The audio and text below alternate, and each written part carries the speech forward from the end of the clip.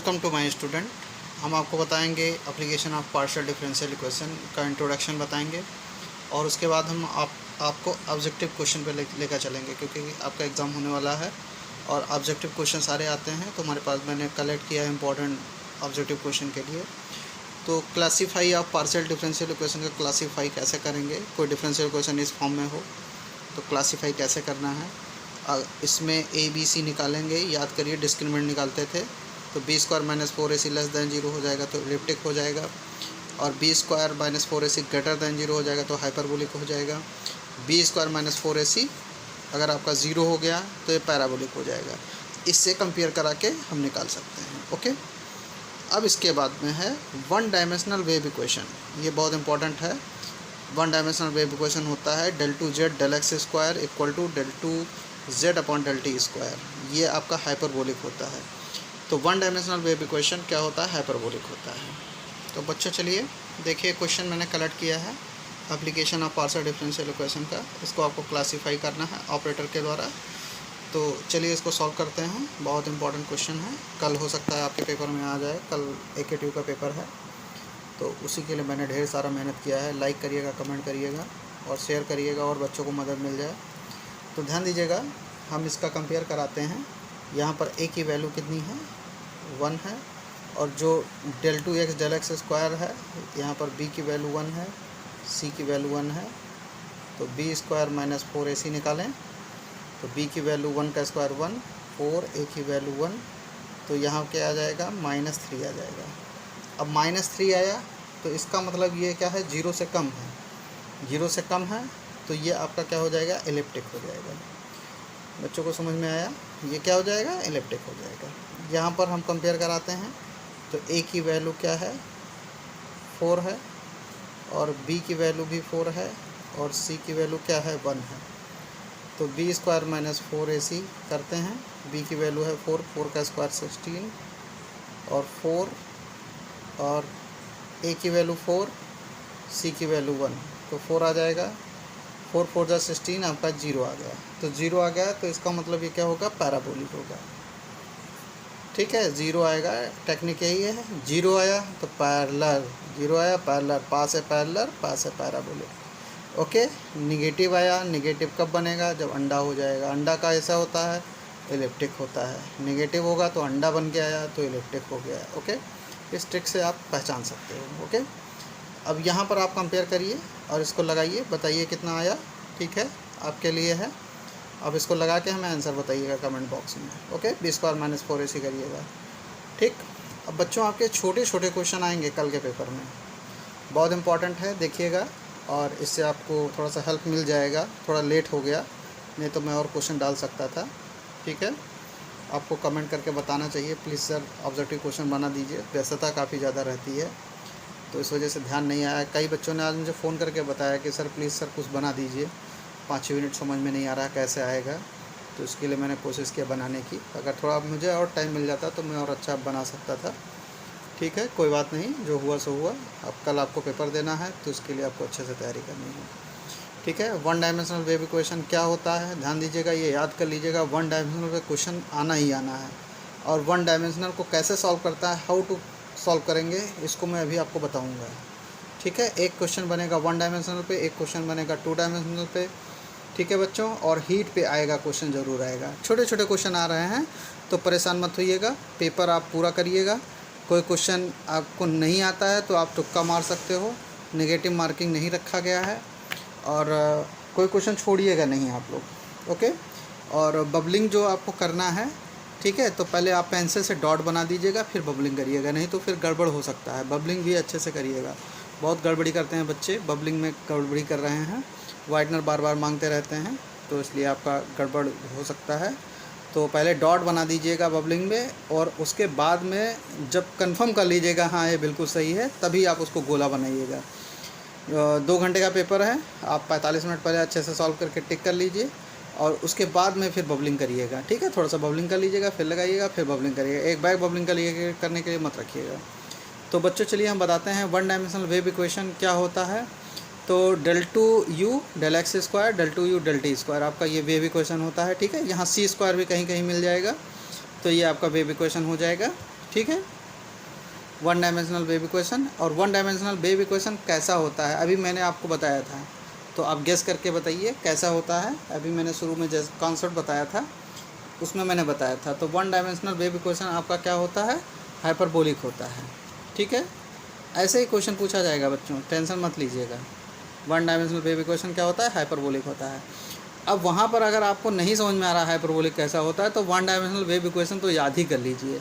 इसको इधर ले जाइएगा, यहाँ पर ए की वैल्यू ये हो जाएगी, del two X del X del Y नहीं आ रहा है तो बी की वैल्यू 0 हो जाएगी और सी की वैल्यू क्या हो जाएगी, -1 हो जाएगी। ओके, तो यहाँ से आप कर सकते हो। ठीक, use the method of suppression of variable. ध्यान दीजिएगा, सप्रेशन ऑफ वेरिएबल में आपको क्या लेट करके पुट करना है। ठीक है, तो क्या पुट करना है आप ध्यान दीजिएगा। इसमें u है, नीचे क्या आ रहा है, x आ रहा है, इसमें नीचे क्या आ रहा है, t आ रहा है। तो आपका सलूशन क्या होगा, क्या लेट करके पुट करना है बच्चों, ध्यान दीजिएगा। हमें लेट करना है u = x t। कैसे हमने लिखा बच्चों, नीचे x आ रहा है, नीचे t आ रहा है, तो u = x t। अब x t आपके कहाँ पर है, यहाँ पर है, तो u = x t। इसका सलूशन लेट करेंगे और पार्शियली डेरिवेटिव पुट करके इसका सलूशन निकालते थे।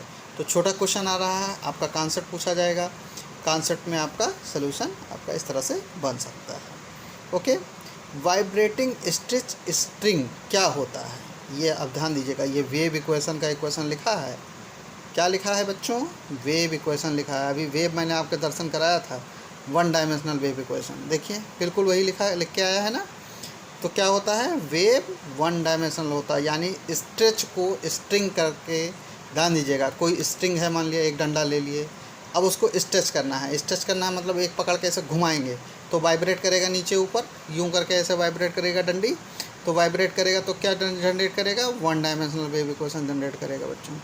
ध्यान समझ में आ रहा है, तो वन डायमेंशनल वेव स्ट्रिंग का इक्वेशन ये होता है। ठीक, व्हाट इज़ द सलूशन। अब इसमें क्या सलूशन क्या लेट करेंगे बच्चों, वही क्वेश्चन है। चलिए बताइए हमको क्या लेट करना है, सलूशन बताइए। ठीक है, हम थोड़ी देर के लिए रोके हुए हैं, अब आप हमको बताइए क्या है, कमेंट बॉक्स में बताइएगा। इसका सलूशन ये है। ठीक है, चलिए कंपेयर कराइए, यहाँ x एंड t है, सोचिए क्या होगा। चलिए बताइए बच्चों क्या आएगा, इसका सलूशन क्या लेट करना है। ओके, सोच लिया, गो टू कमेंट बॉक्स में जाइए बताइए क्या आया। चलिए मैं बताता हूँ, यहाँ देखिए नीचे क्या आ रहा है, x आ रहा है, नीचे क्या आ रहा है, y आ रहा है, ऊपर क्या आ रहा है, u। तो u = क्या हो जाएगा, x × y। इसका एक सलूशन लेट करेंगे। ये सेपरेबल एंड वेरिएबल से क्वेश्चन इस तरह से बन सकता है, छोटा सा क्वेश्चन। ओके, अब बच्चों ध्यान दीजिएगा, solution of one dimensional wave equation क्या होगा। वन डायमेंशनल वेव इक्वेशन, ध्यान दीजिएगा, वन डायमेंशनल वेव इक्वेशन अभी मैंने जैसा कि आपको बताया, del 2u del t square c square del 2u del x square, x और t आ रहा है। ध्यान दीजिएगा बच्चों, क्या आ रहा है, x और t आ रहा है, इसमें दोनों आर्डर है, t पर भी डिफ्रेंसिएशन है और x पर भी डिफ्रेंसिएशन है। तो वन डायमेंशनल वेव इक्वेशन आपका ये होता है। सलूशन क्या आएगा, ध्यान दीजिएगा, इसका सलूशन u = x और t के फॉर्म में निकल कर आएगा। किस फॉर्म में निकल कर आएगा बच्चों, x और t के फॉर्म में निकल कर आएगा। तो ध्यान दीजिएगा, c1 cos px c2 sin px, बीच में प्लस लगा देंगे। ओके, एक बार x के फॉर्म में हो जाएगा, समझ में आया। एक बार किस फॉर्म में हो जाएगा, t के फॉर्म में हो जाएगा। और ध्यान दीजिएगा, t के साथ में c आएगा, टाइम c क्या है, इसमें लाइट की वेलोसिटी, c क्या है, लाइट की वेलोसिटी। और लाइट की वेलोसिटी किसके रिस्पेक्ट में चलता है, समय के रिस्पेक्ट में चलता है। लाइट की वेलोसिटी समय आने में लगेगा, समय आने में, प्रकाश को पृथ्वी तक पहुंचने में क्या लगेगा, एक समय लगेगा।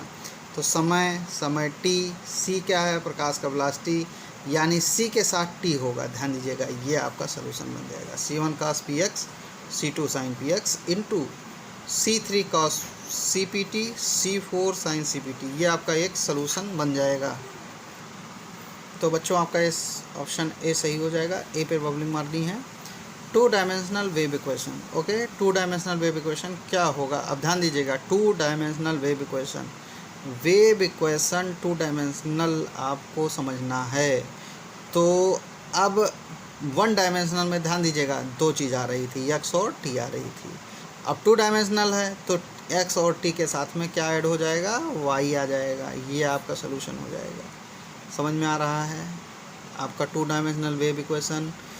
देखिए, वन डायमेंशनल में दो आ रहे थे और टू डायमेंशनल में क्या आएगा, तीन आएगा। तो आपका ये सोल्यूशन हो जाएगा। ठीक, तो अगला है one dimensional heat flow. Heat flow होगा, यहाँ टी होगा, यहाँ एक्स होगा। ओके, एक्स पे आर्डर 2, समय पे आर्डर 1, सी स्क्वायर। तो इसका जो है one dimensional heat equation flow क्या होगा, ध्यान दीजिएगा। आप इसको याद कर लीजिए, ठीक है। आपका आंसर इसी में लिखा हुआ था, ठीक है। क्वेश्चन ऐसा होना चाहिए था, one dimensional heat flow is. ये क्वेश्चन मुझे नहीं लिखना चाहिए था, मैंने लिख दिया है। आप देख के इसी पे टिक मार दीजिए, ठीक है। बनाने में थोड़ा मिस्टेक हो गया बच्चों, जल्दी जल्दी बना रहा था। One dimensional heat flow is this, ठीक। Solution of one dimensional heat flow, इसका सोल्यूशन क्या होगा बच्चों, ठीक। इसका सोल्यूशन ये होगा, ये वेव का एक पार्ट। तो बच्चों सोल्यूशन, इसका सोल्यूशन भी याद करके जाइएगा। समझ में आ रहा है बच्चों, इसका सोल्यूशन क्या होगा, आपका सोल्यूशन ये होगा। देखिए, ये पार्ट किसका है, ये पार्ट एक वेव का पार्ट है। ओके, और हीट में क्या होते हैं, एक्स और टी आता है। तो टी में आर्डर 1 आ रहा है, यानी टी में आर्डर 1 आ रहा है तो टी एक बार आएगा। टी में आर्डर 1 आ रहा है तो टी कितनी बार आएगा, एक बार आएगा। टी में पिछले वेव में आर्डर 2 था तो टी कितनी बार आया था बच्चों, टी 2 बार आया था, चूँकि आर्डर इसका क्या था, 2 था। यहाँ पर एक्स पे आर्डर 2 है तो एक्स कितनी बार आएगा, 2 बार आएगा। समझ में आया बच्चों, ठीक है। मैं लाइव इसलिए नहीं ले पा रहा हूँ बच्चों, क्योंकि आप लोगों ने शेयर कम किया है। मेरे वीडियो को शेयर ज़्यादा से ज़्यादा करिए ताकि मेरे 1000 पहुँच जाएँ और मैं जल्दी से लाइव क्लास कभी लेना हो तो ले सकता हूँ, ठीक है। चलिए आगे देखते हैं। 13, equation of two dimensional heat flow. अब टू डायमेंशनल हीट फ्लो भी सोचना है। वन डायमेंशनल होता है, टू डायमेंशनल होता है, वेव के लिए होता है और हीट के लिए होता है। तो इसका ये होगा आंसर। चलिए ठीक, नेम द इक्वेशन इज़। इस इक्वेशन का क्या नाम है बच्चों, इस इक्वेशन का नाम है Laplace equation. Del two u del x square del two u del y square is called Laplace equation. याद कर लीजिए, आएगा ज़रूर, ठीक है। अब सबसे मेन इम्पॉर्टेंट, इससे क्वेश्चन बनना ही बनना है, 100% आएगा ज़रूर क्वेश्चन, मैं लिख के दे दूँ, ठीक है। तो इसको आप अच्छे से देखिएगा, मैं समझाने का पूरा कोशिश करूँगा और पूरा समझाने की कोशिश करूँगा, ठीक है। ये आपके समझ में आएगा 100%। ये कॉन्सेप्ट है और ये कॉन्सेप्ट बहुत दिन तक काम आएगा। चलिए देखिए, मैं समझाता हूँ। क्वेश्चन पहले पढ़ते हैं। Right the boundary condition of the initial condition displacement finite string of length. ध्यान दीजिएगा, स्ट्रिंग की जो लंबाई है वो क्या है, एल है। स्ट्रिंग की लंबाई क्या है, एल है। ओके, यहाँ पर क्या होता है, x बराबर 0, और यहाँ से लंबाई नाप दो, क्या हो जाएगा, x बराबर l हो जाएगा। Concept clear. अब इस स्ट्रिंग का बाउंड्री कंडीशन लिखना है, ध्यान देना। सॉल्यूशन, जो वेव का सॉल्यूशन लिखते थे, y equal to y x comma t लिखते थे। क्या लिखते थे, x कामा टी लिखते थे बच्चों। तो ध्यान दीजिएगा, यहाँ पर एक बाउंड्री पे x बराबर 0, x बराबर 0, तो यहाँ कोई दूरी नहीं तय करे हैं तो x बराबर 0 हो जाएगा। यहाँ पर l दूरी तय कर लिए, ये सिरे पे 0 हो जाएगा। क्लियर हुआ। जब x बराबर 0 पुट कर रहे हैं तो इसका सोल्यूशन क्या हो जाएगा, 0 हो जाएगा। इस सिरे पर 0 और l दूरी तय कर लिए, इस सिरे पर 0। तो this is called boundary condition. ध्यान दीजिएगा, क्या कहेंगे, बाउंड्री कंडीशन। तो कल के पेपर में आ सकता है बच्चों कि right the condition of the wave equation of boundary condition. Boundary condition क्या होगा, ये दो ऑप्शन को आप पकड़ लीजिएगा, समझ लीजिएगा। एक छोर पे 0, दूसरी छोर पे 0। एक छोर पे x बराबर 0, तो यहाँ पर एक कोना पे 0, यल दूरी तय कर लेंगे, यहाँ 0, तो ये this is called boundary condition. Okay, अब इनिशियल कंडीशन क्या होगा ये समझना है, ध्यान दीजिएगा। इनिशियल कंडीशन है जब समय 0 होगा, जब समय 0 हो जाएगा तो वहाँ पर वेव क्या हो जाएगा, वेलोसिटी क्या हो जाएगा, 0 हो जाएगा। जब कोई समय नहीं होगा तो वेलोसिटी ही नहीं होगा, वेलोसिटी 0 हो जाएगा। अब बच्चों अगर वेलोसिटी 0 हो गया तो डिस्प्लेसमेंट आएगा, दूरी आएगी, और अगर डिस्प्लेसमेंट 0 हो गया तो वेलोसिटी 0 नहीं होगा।